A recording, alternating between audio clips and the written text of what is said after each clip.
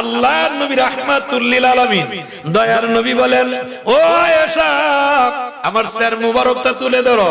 Sir মুবারক তুলে ধরলেন, ফাতিমাকে ডাক দিয়ে বলেন, ফাতিমা উনি আর কেউ নয়, উনি হলেন মালাকুল মউত।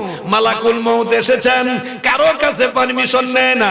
ও মা তোমার নবীর কাছে, তোমার আব্বা জানের কাছে পারমিশন নেই, কারণ আল্লাহ হুকুম দিয়েছেন পারমিশন ছাড়া মালাকুল মউত প্রবেশ করবে না। আল্লাহর নবী ডেকে বলেন, ও মালাকুল মউত পারমিশন দিব, অপেক্ষা করো, আমার ভাই জিবরাইল আগমন করুক। জিবরাইল আগমন করবে, এরপর আমি তোমাকে অনুমতি দিব। আল্লাহ পাক রব্বুল আলামিন জিবরাইল আমিনকে পাঠায় দিলেন। জুড়ে বলা যাবে কি সুবহানাল্লাহ?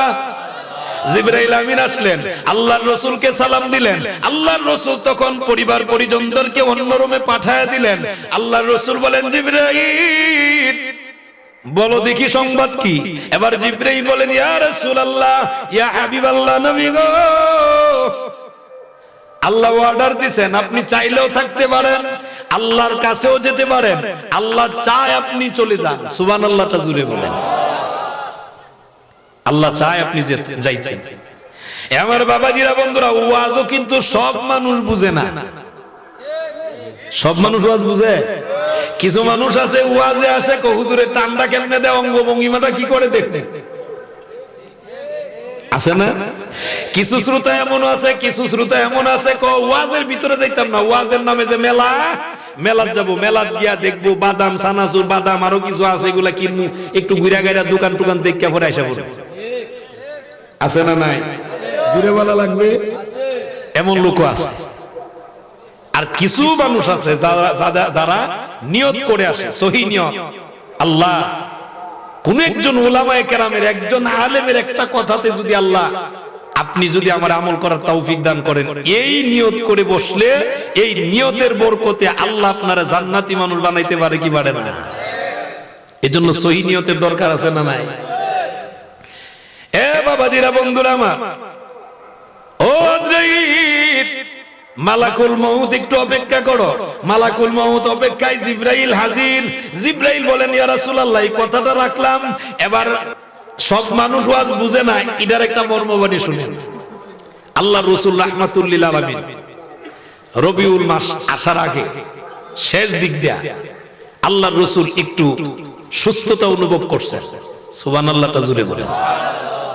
রাসূল মিম্বার শরীফে গেছেন, মিম্বার শরীফে উঠলেন, ওয়াজ করতেছেন, নসিহত করতেছেন। এই নসিহতের ভিতরে আল্লাহ রাসূল বলতেছেন, ও আমার সাহাবায়ে কেরাম, আল্লাহ পাকের একজন প্রিয় বান্দা আছে। কেমন বান্দা? প্রিয় বান্দা। এই প্রিয় বান্দাকে আল্লাহ পাক রব্বুল আলামিন অনুমতি দিবেন, ইচ্ছা করলে থাকতে পারেন, ইচ্ছা করলে যাইতেও পারেন। আল্লাহর এই প্রিয় বান্দা যাওয়াটাকেই শুভনীয় মনে করছেন। একটু জোরে বলুন সুবহানাল্লাহ। সাহাবায়ে কেরাম অসংখ্য, কিন্তু সব সাহাবায়ে কেরাম ওয়াজ বুঝে নাই।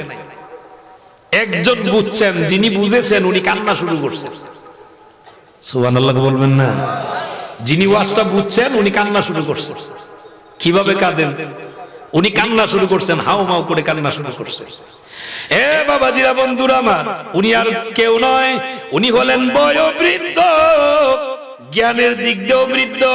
উনি হলেন সাইয়্যিদিনা আবু বকর সিদ্দিক রাদিয়াল্লাহু তাআলা। উনি কান্না শুরু করলেন। সকল সাহাবায়ে কেরাম ডাক দিয়ে বলেন, ও আবু বকর, আপনি কাঁদেন কেন? কান্নার কি ওয়াজ করছেন? আবু বকর সিদ্দিক বলেন, সাহাবীরা রে, আমি বুঝতে পেরেছি আমি কাঁদি, তোমরা বুঝতে পারো নাই, তোমরা কাঁদো না। এমনি আবু বকরকে ধরলেন, ও আবু বকর, আপনি যেহেতু বুঝতে পেরেছেন আমাদেরকে একটু বুঝায় দেন। আরো জোরে বলেন। আপনি যেহেতু বুঝতে পেরেছেন আমাদেরকেও বুঝায় দেন। আবু বকর সিদ্দিক ডাক দিয়ে বলেন, সাহাবীরা রে, কেন কাঁদি জানোনি? আল্লাহর রাসূল বলছেন, আল্লাহর প্রিয় একজন বান্দা, আল্লাহর প্রিয় বান্দা বলতে এই পৃথিবীর ভিতরে আল্লাহর রাসূলের চাইতে আর কেউ প্রিয় নাই। আল্লাহর রাসূলের চাইতে কি বেশি প্রিয় আর কেউ আছে? আল্লাহর রাসূলকে অনুমতি দিয়েছেন, আল্লাহর রাসূলও চায় উনি চলে যাবেন, এজন্য রাসূল বলছেন চলে যাওয়াটাকে উনি শুভনীয় মনে করেছেন, গ্রহণ করেছেন। এরে সাহাবীরা, এটাই আমি বুঝেছি, আমরা মাহরুম হয়ে যাব, নবীর থেকে মাহরুম হয়ে যাব, রাসূল পাইব না, রাসূলের মজলিসে বসার সুযোগ পাবো না। এই জন্য আমি আবু বকর কাঁদি। এখন খুলাসা হইছে, সব সাহাবায়ে কেরাম কাঁদে, সুবহানাল্লাহটা জুড়ে বলেন, সবাই কাঁদে। আমার নবী ডাক দিয়ে বলেন, আবু বকর, সাহাবীরা ওয়াজ বুঝে নাই, কিন্তু তুমি ওয়াজের ব্যাখ্যা দিয়া তো এরারও কান্নাকাটি লাগাই দিছো, ঠিক কি না?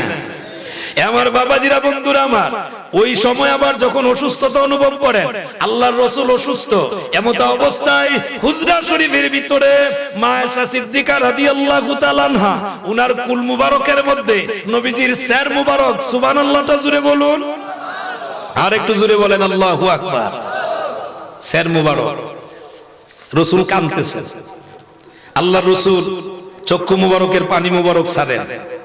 মা আয়েশা সিদ্দিকা রাদিয়াল্লাহু তাআলা আনহা বলেন, আমি দেখি আল্লাহর রাসূলের চাদর মুবারকের নিচে নবীজির পা মুবারক এইভাবে টান দেন, হাঁটু পর্যন্ত এইভাবে টান দেন, জমান আবার ছেড়ে দেন, দুটি হাত মুবারক এইভাবে আনেন আবার ছেড়ে দেন। আমি দেখি আল্লাহর রাসূলের চেহারা মুবারকের মধ্যে গাম মুবারক। এ বাবাজিরা, বন্ধুরা আমার, উম্মাহাতুল মুমিনিন মা আয়েশা সিদ্দিকা রাদিয়াল্লাহু তাআলা আনহা, উনি বলেন, আমি আমার রাসূলের চেহারা মুবারকের মধ্যে পাত্র থেকে পানি মুবারক দেই, আবার চেহারা মুবারকটা মুছে দেই। আমি দেখতে পেলাম এমন অবস্থা, এই হালতের ভিতরে যখন মালাকুল মউত হাজির, এই অবস্থা আল্লাহর রাসূল বললেন, ফাতিমা, উনি মালাকুল মউত ঢুকতে অনুমতি দিবা। এখন জিবরাইল আসতেন, জিবরাইলকে জিজ্ঞেস করছেন, জিবরাইলও বললেন জি, আপনি যদি যেতে চান। এবার আল্লাহর রাসূল বলেন, ঠিক আছে, মালাকুল মউতকে অনুমতি দেওয়া হোক। সুবহানাল্লাহটা জুড়ে বলেন। মালাকুল মউত অনুমতি পাইছেন, অনুমতি পাইছেন, উনি ভিতরে ঢুকছেন। ভিতরে ঢোকার পরে আল্লাহর রাসূলের রূহ মুবারক যখন নিবেন, আল্লাহর রাসূল জিজ্ঞেস করছেন, ইয়া রাসূলুল্লাহ, আপনি বলেন। আল্লাহর রাসূল বলছেন, আগে আমারে দুইটা প্রশ্নের জবাব দাও। এক, আমি যদি চলে যাই আমার উম্মতের হালত কি হবে? সুবহানাল্লাহটা জোরে বলবেন না? আমার উম্মতের হালত কি হবে? আমার উম্মত কোথায় থাকবে? তাদের দেখাশোনা করবে কে? সুবহানাল্লাহটা জোরে বলেন। এমন একটি মুহূর্ত, এই মুহূর্তেও উম্মত রাসূল বলে না। কেমন নবী পাইছি, এমন একজন নবী পাইছি, এই নবীর রঙে রঙিন হওয়ার দরকার আছে না নাই? এটা 3.5 হাত বডি থেকে সব জায়গায় নবীর রঙে রঙিন হওয়ার দরকার। যদি রঙিন হতে পারি, আপনি আমি সফল। নবীর রঙে রঙিন না হইলে আপনি আমি বিফল। কথা বলেন ঠিক না বেঠি? এই দুনিয়াতে ধন সম্পদ বেশি, জমি জমা বেশি, ব্যবসা প্রতিষ্ঠান বেশি, আমরা অনেকে মনে করতে পারি এটা মনে হয় সফলতা। এটার নাম সফলতা নয়। ঈমান নিয়ে কবরে যাওয়ার নাম হলো সফলতা।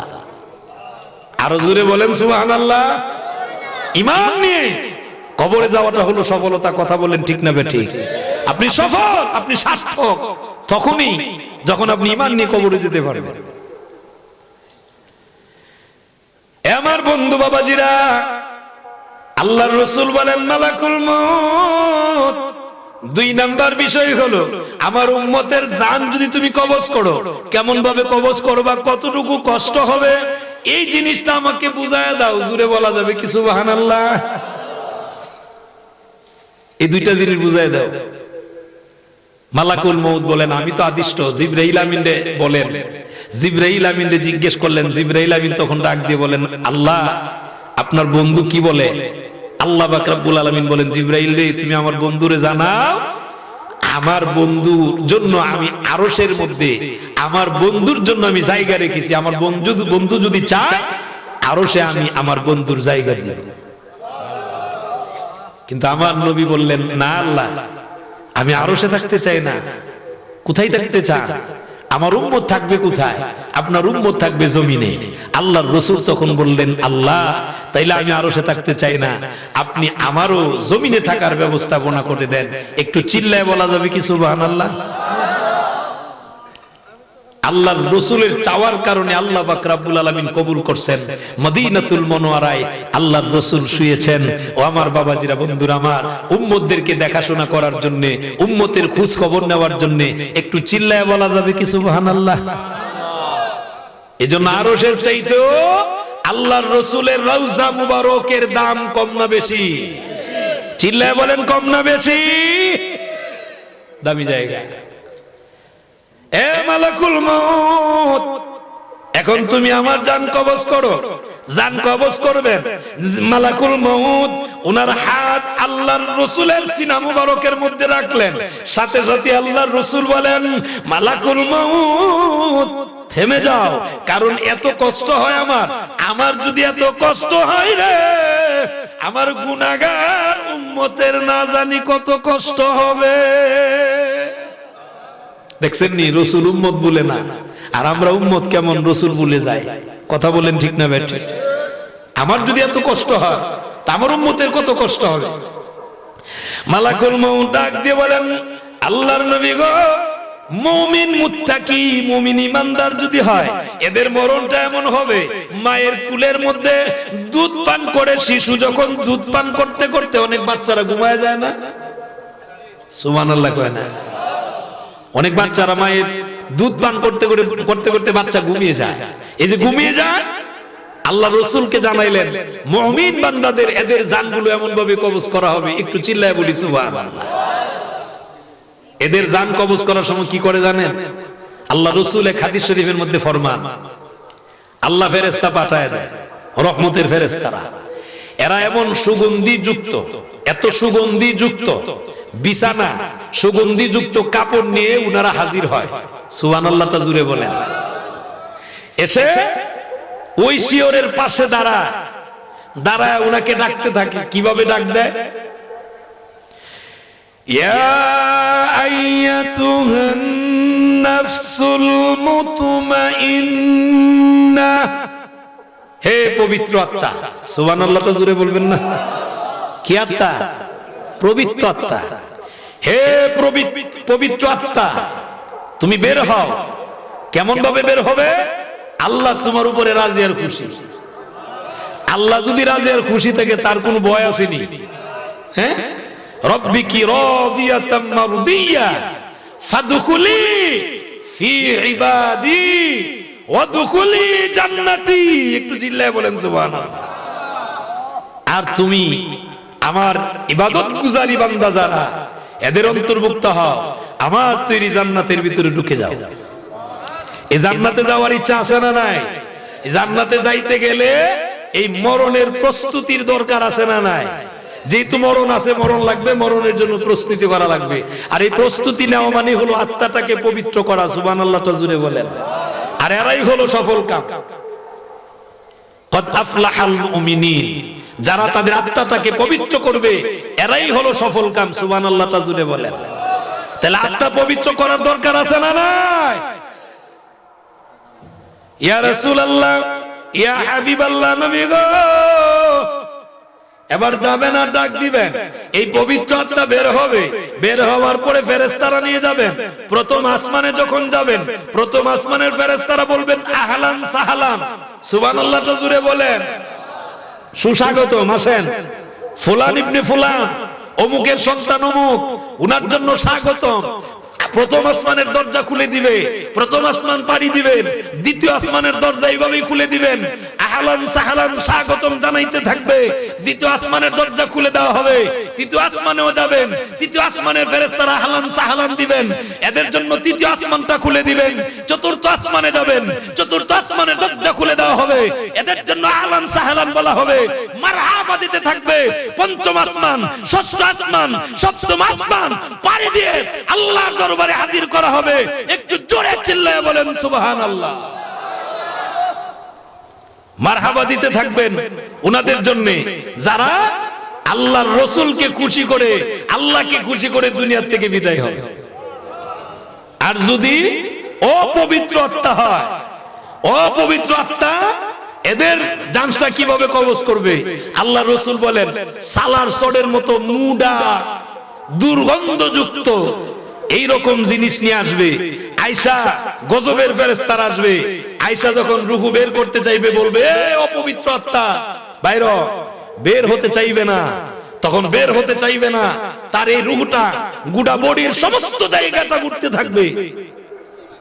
ও বাবা, শুধু ঘুরবে এমন নয়, প্রত্যেকটা রোগ শিরা উপশিরাগুলো সবগুলো ঠাস ঠাস করে কাটতে থাকবে, ভাঙতে থাকবে, এত কষ্ট দেওয়া হবে। একটা জিন্দা বকরিকে জিন্দা অবস্থায় তার চামড়া টাইনা ছিললে যেমন কষ্ট হয়, এর চাইতে বেশি কষ্ট দেওয়া হবে। পবিত্র আত্মা যাদের নাকি না অপবিত্র আত্মা যাদের? অপবিত্র আত্মা যাদের। সুতরাং আমরা আমাদের আত্মাকে পবিত্র করার দরকার আছে না নাই? জুড়ে বলেন দরকার আছে না নাই? এই অপবিত্র আত্মাকে পবিত্র করার জন্যই আল্লাহ আল্লাহর রাসূল পাঠাইছে। সুবহানাল্লাহটা জুড়ে বলেন। এ বাবাজিরা, বন্ধুরা আমার, মালাকুল মউতকে পারমিশন দিলেন, আল্লাহর নবীকে শোনায় দিলেন, ইয়া রাসূলুল্লাহ, ইয়া হাবিবাল্লাহ, নবী গো, ওই রকম শিশু বাচ্চার মতো তার জান কবজ করা হবে। আর যদি পবিত্র আত্মা না হয় তার জন্য এমন কষ্ট দেওয়া হবে। আল্লাহর নবী রাহমাতুল লিল আলামিন বলেন, রে মালাকুল মউত, এখন তুমি জান কবজ করতে পারো। মালাকুল মউত জান কবজ করলেন। জান কবজ করে যখন নিয়ে গেলেন, এরা আমার বাবাজিরা, বন্ধুরা আমার, আল্লাহর নবী রাহমাতুল লিল আলামিনের মউত আল্লাহর রাসূলের মউতের মতো আর কারো মউত হতে পারে? বেমেসাল মউত। সুবহানাল্লাহটা জুড়ে বলেন। বেমেসাল মউত। আল্লাহর রাসূলের বডি মুবারকের কোন জিনিসের সাথে যেমন তুলনা দেওয়া চলে না, আল্লাহর রাসূলের কোন জিনিসের সাথে যেমন তুলনা দেওয়া চলে না, আল্লাহর রাসূলের মউত মুবারকের সঙ্গেও তুলনা দেওয়া চলবে। কিন্তু রাসূল উনার উফাত হইছে, আল্লাহ উনার উফাত শরীফ করছেন। এই উফাত শরীফের কথাটাই আমার মূল কথা বলবো ইনশাআল্লাহ। এর ভিতরে সাইয়েদিনা আবু বকর সিদ্দিক রাদিয়াল্লাহু তাআলা উনি এক জায়গা থেকে আসলেন, বুখারীর হাদিস শোনাচ্ছি, বুখারীর হাদিস। আসলেন, উনি তখনও উট থেকে নামে নাই, সংবাদ পাইলেন, উনি নামলেন, বরাবর চলে গেলেন, মায়েশা সিদ্দিকার কাছে গেলেন, গিয়ে দেখলেন হুজরা শরীফের মধ্যে ইয়েমিনি চাদর দিয়ে আল্লাহর রাসূলের বডি মুবারকটা ঢাকা। আল্লাহর রাসূলের বডি মুবারক থেকে, চেহারা মুবারক থেকে, ওখান থেকে ইয়েমিনি চাদরটা উনি সরালেন। চাদরটা সরিয়ে, ইয়েমিনি চাদরটা সরিয়ে আল্লাহর রাসূলের কপাল মুবারকের মধ্যে আবু বকর সিদ্দিক রাদিয়াল্লাহু একটা চুমা দিলেন। একটু চিল্লায়া বলা যাবে কি সুবহানাল্লাহ? আর একটু জোরে বলা যাবে কি আল্লাহু আকবার? এই দিক দিয়ে সাহাবায়ে কেরামের অবস্থা দেখেন কি কঠিন অবস্থা হয়ে গেছে। এই দিক দিয়া ওমর ফারুক ওনার তরবারি এইভাবে হাতে নিয়ে বলছেন, কেউ যদি বলে আমার রাসূল মরে গেছে, আমি ওমর বলে দিলাম আমার এই তরবারি দিয়ে তার গর্দান দ্বিখণ্ডিত করে দেব। আমার রাসূল মরতে পারে না, পারে না, পারে না। এটাই হলো ওমর ফারুক বলছেন। সাইয়েদিনা আবু বকর সিদ্দিক আস্তে করে ওমর ফারুকের গর্দানের মধ্যে হাত দিলেন, হাত দিয়ে বললেন, ওমর কথা শোনো। সুবহানাল্লাহটা জুড়ে বলেন, আর একটু জুড়ে বলেন আল্লাহু আকবার। বাবাজিরা, সাথে সাথেই লোক সকল সব ওমর ফারুকের কাছ থেকে সাইয়েদিনা আবু বকর সিদ্দিকের পিছন দিকে আসলেন। ওনার আসার পরে আবু বকর সিদ্দিক মানে ভাষণ দিলেন, বক্তব্য দিলেন। এই বক্তব্য দিলেন আল্লাহ কোরআনুল কারীমের সূরা আল ইমরানের 144 নং আয়াতের ভিতরে এই কথাটা কোট করেছেন। একটু জুড়ে বলা যাবে কি সুবহানাল্লাহ? আল্লাহ বলেন, ওয়া মা মুহাম্মাদুন ইল্লা রাসূল। আল্লাহর রাসূল, আল্লাহর রাসূল, উনি কার রাসূল? আল্লাহর রাসূল। খালাত মিন ক্বাবলিহির রাসূল, আর ইতিপূর্বে যত রাসূল এসেছিলেন উনারাও গত হয়ে গেছেন। একটু চিল্লায় বলেন সুবহানাল্লাহ। আর একটু জোরে বলেন আল্লাহু আকবার। সুতরাং ওমর ফারুক বললেন, যারা আল্লাহর ইবাদত করেন, যারা আল্লাহর ইবাদত করেন, আল্লাহর মরণ নাই। আল্লাহ হলেন হাইয়ুল কাইয়ুম, চিল্লায় বলেন সুবহানাল্লাহ। আর যারা আল্লাহর রাসূলের উম্মত, আল্লাহর রাসূলের মরণ আছে না নাই? কিন্তু এই মরণ এমন মরণ নয়, আমরা যেমন মরি এরকম মরণ নয়, কোন পয়গাম্বরের মরণের মতো মরণ নয়। আল্লাহর রাসূলের মরণ উফাত শরীফটা এমন উফাত শরীফ, যার কারণে আল্লাহর রাসূলের জানাজা মুবারক কেউ দেয় নাই, বরং আল্লাহর রাসূলের জানাজা মুবারক হয়েছে এইভাবে, আল্লাহর রাসূলের লাশ মুবারক তখন সময় আল্লাহ পাক রব্বুল আলামিন আল্লাহর রাসূলের রূহ মুবারক নেওয়ার পরে মালাকুল মউত বলেছিলেন, আল্লাহ আপনার বন্ধুর রূহ মুবারক রাখবো কোথায়? আল্লাহ বলেছিলেন, ও মালাকুল মউত, আমার বন্ধুর রূহ রাখার মতো জায়গা আমার সৃষ্টি জগতের ভিতরে জায়গা নাই, সুতরাং আমার বন্ধুর রূহটা আবার আমার বন্ধুর বডি মুবারকে প্রবেশ করায় দাও। আর একটু জোরে চিল্লায় বলেন সুবহানাল্লাহ। কিছু সময়ের জন্য দুনিয়া থেকে উফাত করানোর জন্য, যেহেতু মরণ লাগবে, এই জন্য কিছু সময়ের জন্য রূহ মুবারক নেওয়ালেন, নেওয়া দুনিয়ার সিস্টেম থেকে আল্লাহর রাসূলকে পর্দা করালেন। পর্দা করানোর সাথে সাথেই আল্লাহর রাসূলের রূহ মুবারক আল্লাহর রাসূলের পবিত্র বডি মুবারকের ভিতরে আবার প্রবেশ করায় দিলেন। এজন্য সমস্ত সাহাবায়ে কেরাম দল বেঁধে বেঁধে তাওয়াফের মতো উনারা এই জানাজার সিস্টেম তাওয়াফ করেছেন, কিন্তু কেউ একাকী কোনো জানাজা পড়ে নাই, কেউ ইমামতিও করে নাই, কারণ আল্লাহর রাসূলের জানাজার ইমামতি করার যোগ্যতা কাউকে আল্লাহ দান করেন নাই। কথা বলেন ঠিক না বেঠিক? হাজার হাজার ফেরেশতারা এরা নেমেছেন, এরাও দল বেঁধে বেঁধে আল্লাহর রাসূলকে তাওয়াফ করেছেন। একটু চিল্লায় বলেন সুবহানাল্লাহ, আর একটা আওয়াজে বলেন আল্লাহু আকবার। এজন্য উনি হায়াতুন নবী, সুবহানাল্লাহটা জুড়ে বলেন। আমার দেশের কিছু আলেম ওলামা লম্বা পাগড়ি টুপি সব আছে, রুমাল আছে, কিন্তু এরা আমার রাসূলকে হায়াতুন নবী মানতে চায়। আমার নবী সশরীরে, আল্লাহর রাসূল এখনো রওজা শরীফে জিন্দা, রওজা শরীফে জিন্দা। শুধু জিন্দা মন নয়, প্রত্যেকটা দিন প্রত্যেকটা সময় আল্লাহর রাসূলের কাছে রাসূলের উম্মতের সংবাদ আল্লাহর রাসূলের কাছে উপস্থাপনা করা হয়। এবং আল্লাহর রাসূলের রওজা শরীফে যারা গিয়ে সালাম দেয়, আল্লাহর রাসূল নিজ কর্ম মুবারক দ্বারা শুনেন, কর্ণ মুবারক দ্বারা শুনেন, রাসূল নিজ জবান মুবারক দ্বারা সালামের জবাব দেন।